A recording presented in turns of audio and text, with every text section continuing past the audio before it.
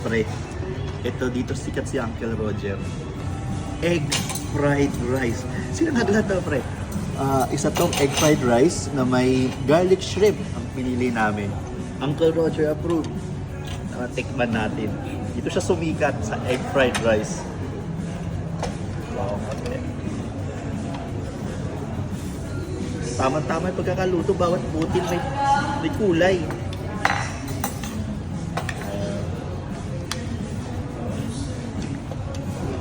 Lagyan natin ng konting itlog. May itlog na. Nalalagyan ko pa rin.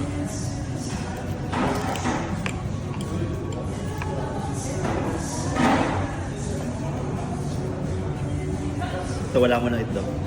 Cheers!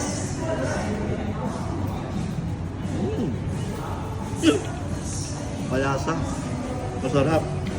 Tsaka, bawat butil may flavor at maumami. Siguro meron silang nilagay dito ng magical white powder. Sarap! Try nyo! Cheers!